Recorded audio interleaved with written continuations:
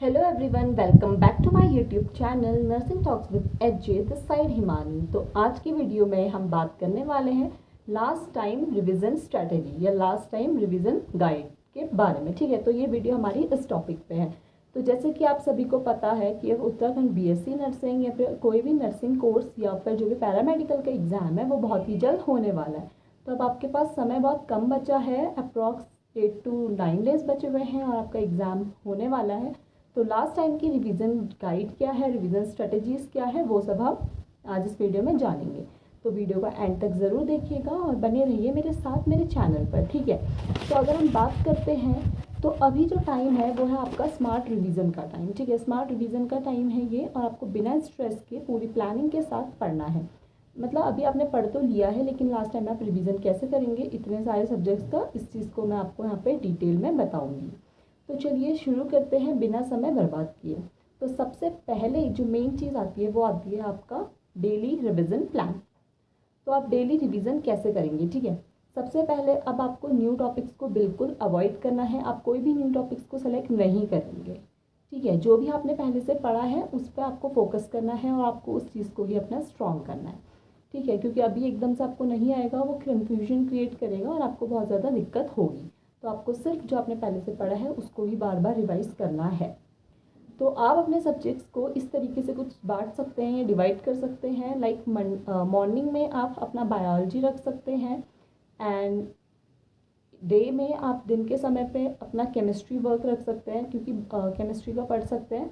Evening में आप अपना फिज़िक्स कर सकते हैं एंड नाइट में आप आपका जीके एंड इंग्लिश कर सकते हैं क्योंकि सुबह सुबह पे हम ज़्यादा एक्टिव होते हैं तो उस टाइम पे हम कर सकते हैं ये सारे सब्जेक्ट्स। बाकी रात होने तक हम थोड़े ज़्यादा लो सा फील करते हैं तो उस टाइम पे हमें अपने इजी सब्जेक्ट्स रखने हैं जो हम रात को कर सकें। ठीक है, तो एक सब्जेक्ट में हमें मैक्स टू मैक्स 2 आवर्स का समय देना है और जब भी हम पढ़ रहे हैं तो हमें 100% फोकस के संग पढ़ना है, कोई डिस्ट्रैक्शन नहीं, कोई कुछ नहीं। ठीक है, अब हम बात करते हैं हमारे बायोलॉजी के क्या रिवीजन करेंगे। तो बायोलॉजी जो है वो देखा जाए तो बहुत ज़्यादा स्कोरिंग सब्जेक्ट है। तो उसमें आपको बेसिकली लास्ट टाइम पे जो मेनली रिवीजन करना है जिन टॉपिक्स का, वो मैं आपको इसमें से बताऊंगी। तो वो है आपका human physiology, cell chapter and genetic, reproduction, plant physiology, evolution. तो ये सारे चैप्टर्स को आपको ज़रूर देखना है एंड इनके साथ साथ आपको इनके PYQs भी देखने हैं। ठीक है, तो अब हम बात करते हैं केमिस्ट्री की। उसमें आपको बिल्कुल भी टाइम वेस्ट नहीं करना है। उसके जो इंपॉर्टेंट टॉपिक्स हैं वो मैं आपको बताती हूँ। तो वो है सबसे पहले ऑर्गेनिक बेसिक्स। ठीक है, आपको रिएक्शन को कन्वर्ट करना आना चाहिए। Periodic tables, chemical bonding, biomolecules, equilibrium and solution. तो आपको इन सब जिसमें भी फॉर्मूले हैं उन सबको आपको एक जगह पे लिख लेना है, स्टिकी नोट्स पे या फिर फ्लैश कार्ड्स पे, जिससे आप लास्ट टाइम में रिवीजन कर सकें। ठीक है, देन हम बात करते हैं फिजिक्स की। तो फिजिक्स जो है वो थोड़ा ट्रिकी होती है बट नॉट सो टफ। ठीक है, मॉडरेट लेवल की फिजिक्स आती है। तो इसमें जो है आपको मेनली फोकस करना है फॉर्मूले पे। अभी आपको क्वेश्चन सॉल्व करने की कोशिश नहीं करनी है, आपको मेनली फोकस करना है फॉर्मूले पे। तो आपको फॉर्मूले लर्न होंगे तो आप इजीली पुट करके उनका आंसर निकाल सकते हैं। तो जो इसमें मेजर चैप्टर्स हैं जिससे फॉर्मूला बेस्ड क्वेश्चंस बनने के चांसेस रहते हैं वो है आपका work force and power and energy and laws of motion, current, rays optics, unit and dimension.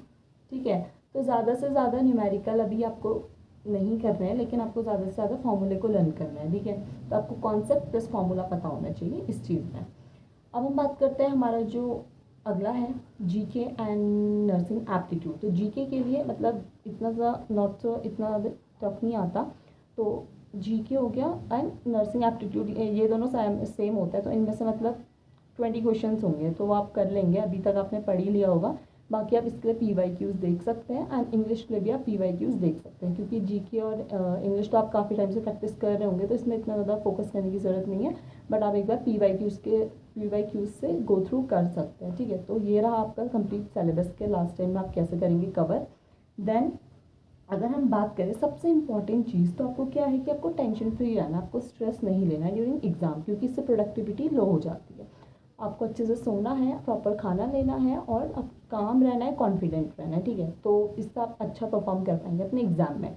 Exam के दिन भी आपको बिल्कुल एंजाइटी नहीं होनी चाहिए, आपको कॉन्फिडेंट रहना है। थोड़ा बहुत एंजाइटी होती है लेकिन आपको सोचना है कि हाँ मैं रेडी हूँ, मैंने जितना पढ़ा है वहीं से मेरे एग्ज़ाम में आएगा।